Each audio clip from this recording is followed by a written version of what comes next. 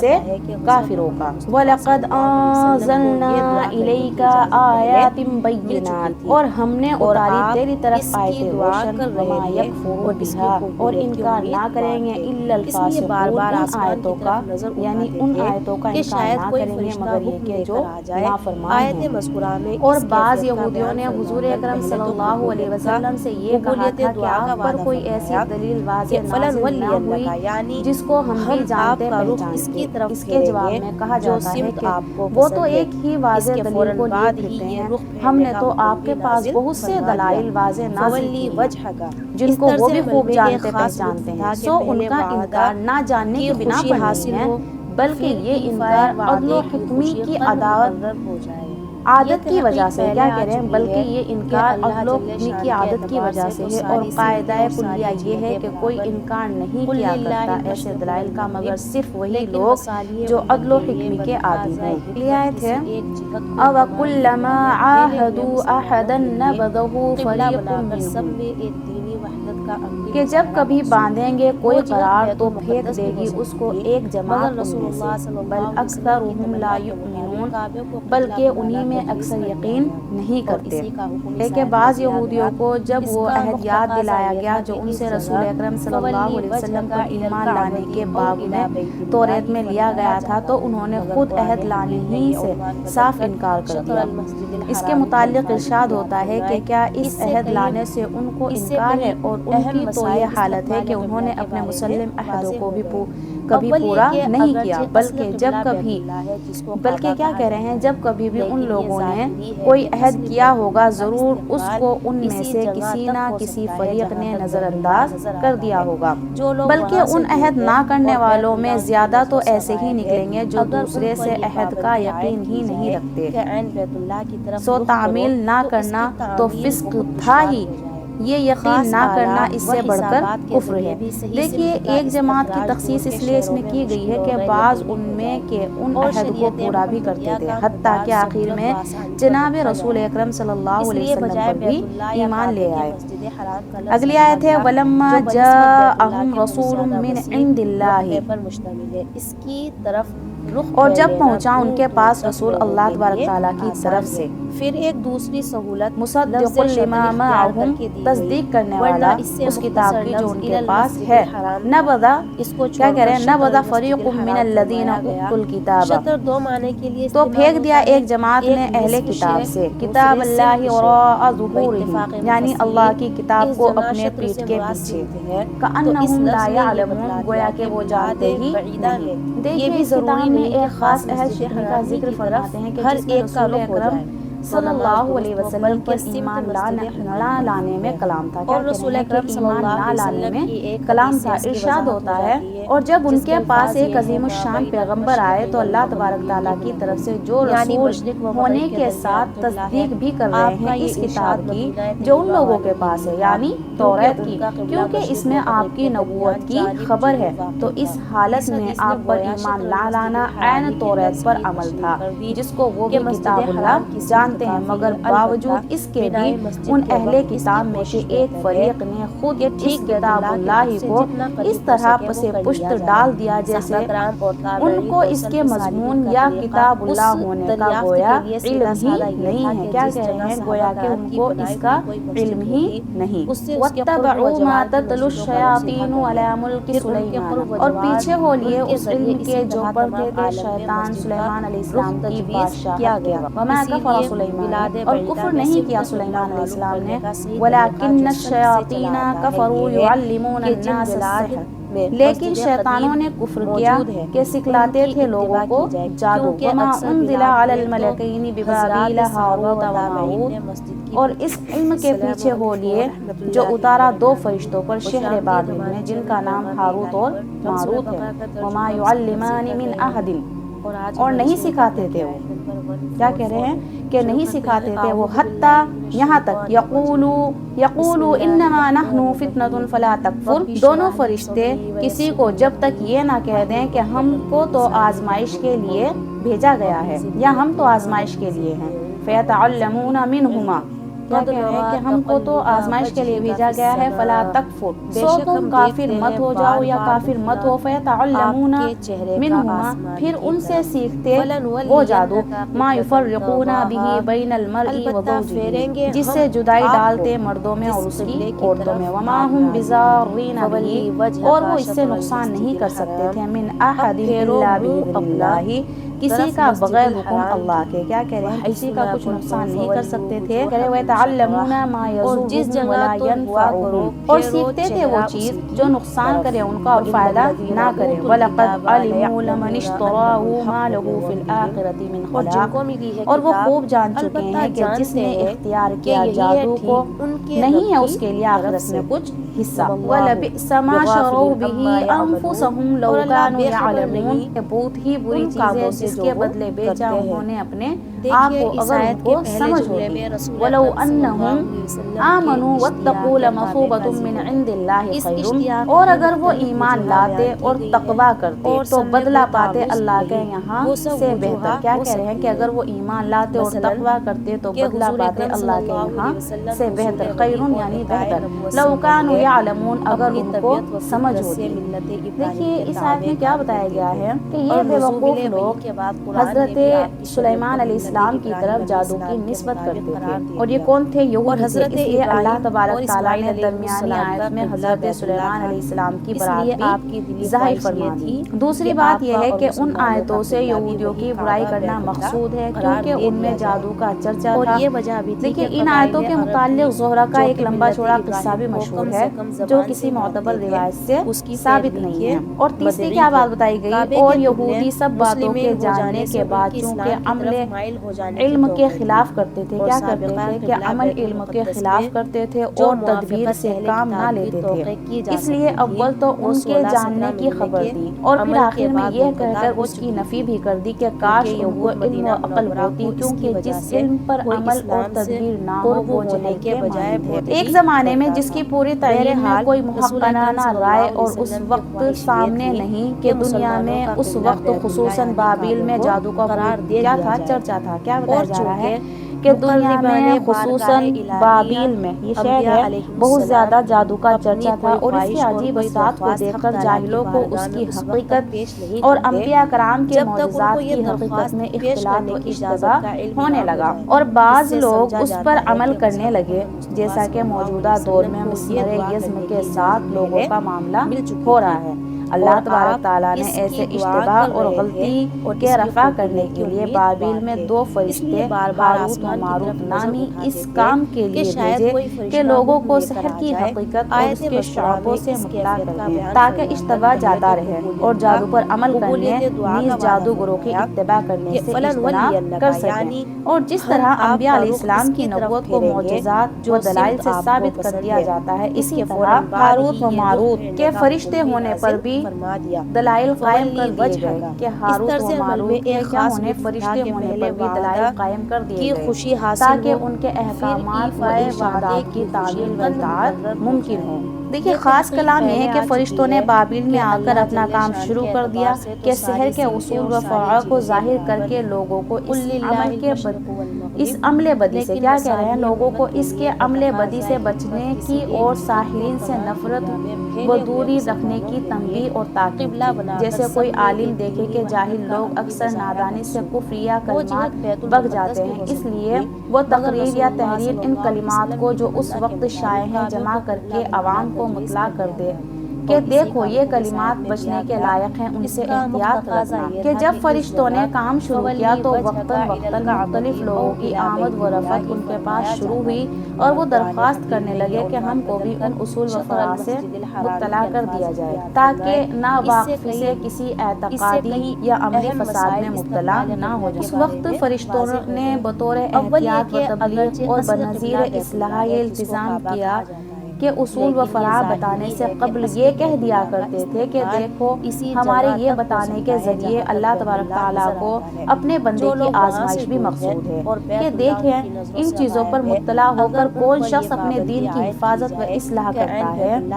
اور کون اس سے آگاہ ہو کر اس سے یعنی اس کے شر سے بچے، اور کون اپنا دین خراب کرتا ہے کہ اس شر پر مطلع ہو کر وہی شر خود اختیار کر لے جس کا انجام کفر ہے، خواہ کفر عملی ہو یا اعتقادی۔ دیکھو خراب ہے، ہم تم کو نصیحت کیے دیتے ہیں اچھی نیت سے اطلاع حاصل کرنا اور پھر اسی نیت پر ثابت قدم رہنا، ایسا نہ ہو کہ ہم سے تو یہ کہہ کر سیکھ لو کہ میں بچنے کے لیے پوچھ رہا ہوں اور پھر اس کی خرابی میں خود ہی مبتلا ہو جاؤ اور ایمان برباد کر دو۔ اب ظاہر ہے کہ وہ اس سے زیادہ خیر خواہی اور کیا کر سکتے تھے، غرض جو کوئی ان سے اس طرح عہد و پیمانہ کر لیتا وہ اس کے روبرو جادو کے سب اصول و فروع بیان کر دیتے تھے، کیونکہ ان کا کام نہیں یہی تھا؟ اب اگر کوئی عہد شکنی کر کے اپنے ارادے و اختیار سے کافر و فاجر بننے وہ جانے کیا کہہ رہے ہیں؟ اب اگر کوئی شخص عہد شکنی کرے اپنے ارادے و اختیار سے کافر و فاجر بنے تو وہ خود جانے، چنانچہ بعض اس عہد پر قائم نہ رہے اور اس جادو کو مخلوق کی ایذائے رسانی کا ذریعہ بنا لیا جو فسق ہے، اور بعض طریقے اس کے استعمال کے کفر بھی ہیں، اسی طریقے سے وہ فاجر اور کافر بن گئے۔ یا ایھا الذین آمنوا لا تقولوا راعنا وقولوا انظرنا واسمعوا وللکافرین عذاب علیم۔ اے ایمان والو، تم نہ کہو راعنا اور کہو انظرنا اور سنتے رہو، وللکافرین عذاب علیم، اور کافروں کو عذاب ہے دردناک۔ دیکھیے، بعض یہودیوں نے ایک شرارت ایجاد کی کہ جناب رسول اکرم صلی اللہ علیہ وسلم کے حضور میں آ کر لفظ راعنا سے آپ صلی اللہ علیہ وسلم کو خطاب کرتے، جس کے معنی ان کے عبرانی زبان میں ایک بددعا کے ہیں، اور وہ اسی نیت سے کہتے تھے، مگر عربی زبان میں اس کے معنی ہماری مصلحت کی رعایت فرمانے کے ہیں، اس لیے عربی دا اس شرارت کو نہ سمجھ سکے، یعنی مسلمان، اور اس اچھے معنی کے قصد سے بعض مسلمان کے حضور اکرم صلی اللہ علیہ وسلم کو اس کلمے سے خطاب کرنے لگے۔ اس سے ان شعروں کو اور گنجائش ملی، آپس میں بیٹھ کر ہنستے تھے کہ اب تک تو ہم ان کو خفیہ ہی برا کہتے تھے، اب علانیہ کہنے کی تدبیر ایسی ہاتھ آ گئی کہ مسلمان بھی اس میں شریک ہو گئے۔ حق تعالیٰ نے اس گنجائش کی قطع کرنے کو مسلمانوں کو حکم دیا کہ ایمان والو، تم لفظ راعنا مت کہا کرو اور اس کی جگہ لفظ انظرنا کہہ دیا کرو، کیونکہ اس لفظ کے معنی اور راعنا کے معنی عربی زبان میں ایک ہی ہیں۔ راعنا کہنے میں یہودیوں کی شرارت چلتی رہی، اس لیے اس کو ترک کر کے دوسرا الفاظ استعمال کرو اور اس حکم کو اچھی طرح سن لو اور یاد رکھو، اور ان کافروں کو تو سزائے دردناک ہوگی جو پیغمبر صلی اللہ علیہ وسلم کی شان میں ایسی گستاخی اور وہ بھی چالاکی کے ساتھ کرتے ہیں۔ دیکھیے، یہاں پر ایک مسئلہ نکلتا ہے کہ اگر ہم اپنے کسی جائز فعل سے دوسروں کو ناجائز کاموں کی گنجائش ملتی معلوم ہو، کیا کہہ رہے ہیں کہ اگر ہمیں اپنے کسی جائز فعل سے دوسروں کو ناجائز کاموں کی گنجائش ملتی معلوم ہو تو یہ جائز فعل بھی اس کے لیے جائز نہیں رہتا۔ جیسا اگر کسی عالم کے جائز فعل سے جاہلوں کو مغالطے میں پڑنے اور ناجائز کاموں میں مبتلا ہونے کا خطرہ ہو تو اس عالم کے لیے یہ جائز فعل بھی ممنوع ہو جائے گا، بشرطیہ یہ فعل شرعاً ضروری اور مقاصد شریعہ میں سے نہ ہو۔ اس کی مثال قرآن و سنت میں بہت ہے۔ اس کی ایک دلیل وہ حدیث ہے جس میں ارشاد ہے کہ رسول اکرم صلی اللہ علیہ وسلم نے فرمایا کہ بیت اللہ کی تعمیر جو قریش نے زمانہ جاہلیت میں کی تھی، اس میں کئی چیزیں بنائے ابراہیم کے خلاف کر دی ہیں۔ میرا دل چاہتا ہے کہ سو کیا کر دیا جائے، منہدم کر کے اثر نو یعنی دوبارہ ابراہیم علیہ السلام کے مطابق بنا دو، لیکن اس سے نا واقف عوام کے فتنے میں مبتلا ہونے کا خطرہ ہے، اس لیے بالفعل ایسا نہیں کرتا۔ اگلی آیت ہے، ما یود الذین کفروا من اہل الکتاب ولا المشرکین ان ینزل علیکم من خیر من ربکم، اور دل نہیں چاہتا ان لوگوں کا جو کافر ہیں اہل کتاب ولا المشرکین اور نہ مشرکوں میں، اس بات کو کہ اترے تم پر کوئی نیک بات تمہارے رب کی طرف سے، واللہ یختص برحمتہ من یشاء، اور اللہ تبارک تعالیٰ خاص کر لیتا ہے اپنی رحمت کے ساتھ جس کو چاہے، واللہ ذو الفضل العظیم، اور اللہ بڑے فضل والا ہے۔ کیا کہہ رہے ہیں؟ اور اللہ تبارک تعالیٰ بڑے فضل والا ہے۔ دیکھیے، اس آیت میں یہودیوں کا برتاؤ مسلمانوں کے ساتھ بیان کیا جا رہا ہے کہ بعض یہودی بعض مسلمانوں سے کہنے لگے کہ بخدا ہم دل سے تمہارے خیر خواہ ہیں اور ہزارہ جان سے پسند کرتے ہیں کہ تم کو دینی احکام ہمارے دینی احکام سے بہتر عنایت ہوں تو ہم بھی ان کو قبول کریں، مگر کیا کیا جائے کہ تمہارا دین ہمارے دین سے اچھا ثابت نہیں ہوا۔ حق تعالیٰ اس دعوے خیر خواہی کی تکذیب فرماتے ہیں کہ ذرا بھی پسند نہیں کرتے کافر لوگ، خواہ ان اہل کتاب میں سے ہوں اور خواہ مشرکین میں سے ہوں، اس امر کو کہ تم کو تمہارے پروردگار کی طرف سے کسی طرح کی بہتری بھی نصیب ہو، اور ان کے حسد سے کچھ بھی نہیں ہوتا، کیونکہ اللہ تبارک تعالیٰ اپنی رحمت و عنایت کے ساتھ جس کو منظور ہوتا ہے کیا کہہ رہے ہیں مخصوص فرما لیتے ہیں. کیا کہہ رہے ہیں کیونکہ اللہ تبارک تعالیٰ اپنی رحمت و عنایت کے ساتھ جس کو منظور ہوتا ہے مخصوص فرما لیتے ہیں اور اللہ تبارک تعالیٰ بڑے فضل کرنے والے ہیں. ما ننسخ من آیت او ننسها نأتی بخیر منها او مثلها. جو منسوخ کرتے ہیں ہم کوئی آیت یا بھلا دیتے ہیں تو بھیج دیتے ہیں اس سے بہتر. علم تعلم ان اللہ علی کل شیء قدیر. کیا کہہ رہے ہیں کہ اس سے بہتر یا اس کے برابر. کیا تجھ کو معلوم نہیں ہے کہ اللہ ہر چیز پر قادر ہے. علم تعلم ان اللہ لہ ملک السماوات والارض. کیا تجھ کو معلوم نہیں کہ اللہ ہی کے لیے ہے سلطنت آسمان اور زمین کی. وما لکم من دون اللہ من ولی ولا نصیر. کہ اللہ جل شان کے اعتبار اور نہیں تمہارے واسطے اللہ کے سوا کوئی حمایتی اور نہ مددگار. کیا کہہ رہے ہیں اور نہیں ہے تمہارے واسطے اللہ کے سوا کوئی حمایتی اور مددگار. دیکھیں یہاں پر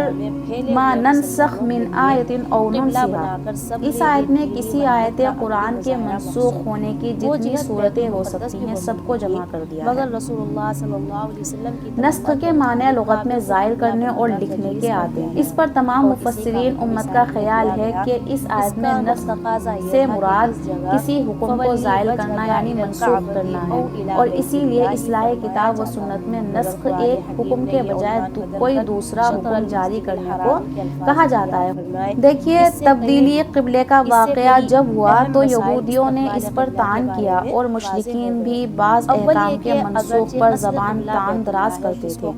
حق تعالیٰ ان کے طعن و اعراض کا جواب دیتے ہیں کہ ہم کسی آیت کا جو حکم موقوف کر دیتے ہیں وہ آیت قرآن میں یا ذہنوں میں باقی رہے یا اس آیت ہی کو ذہنوں سے فراموش کر دیتے ہیں تو یہ کوئی اعراض کی بات نہیں ہے کیونکہ اس میں بھی مصلحت ہوتی ہے. چنانچہ ہم اس آیت سے بہتر یا اس آیت ہی کے مثل بجائے اس کے دوسری چیز لے آتے ہیں. اے معترض کیا تجھ کو یہ معلوم نہیں کہ حق تعالیٰ ہر شے پر قدرت رکھتا ہے. کیا کہہ رہے ہیں علم تعلم ان اللہ علی کل شیء قدیر. کہ تمہارا حق تعالیٰ کے سوا کوئی یار و مددگار بھی نہیں اور جب مددگار بس جب وہ یار ہے تو احکام میں مصلحت کی ضرور رعایت کریں گے اور جب مددگار ہیں تو ان احکام پر عمل کرنے کے وقت تمہارے مخالفین کی مزاحمت سے بھی ضرور محفوظ رکھیں گے. البتہ اگر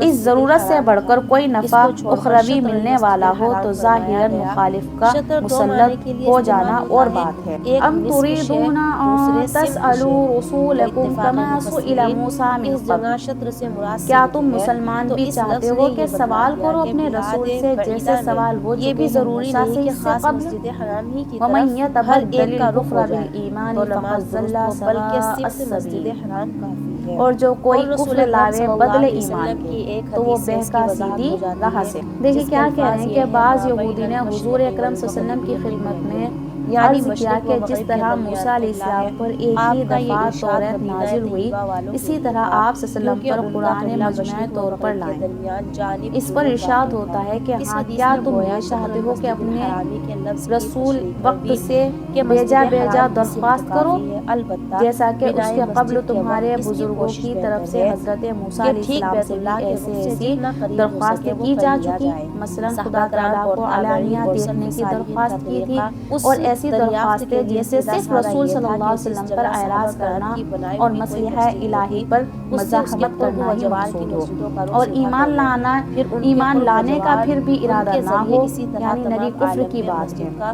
اور جو رخ کوئی شخص تجویز ایمان کیا لانے گیا. کے بجائے اسی لیے کفر کی بلاد باتیں بعیدہ میں کرے صرف قبلہ معلوم بلا کرنے شک کا صحیح کیا طریقہ کہہ رہے جو کہ سلف بلا سے شک چلا وہ آتا ہے شخص یہ راہ ہے راست سے کہ جن بلاد دور جا میں پڑا. مسجد قدیم موجود ہے ان کی اتباع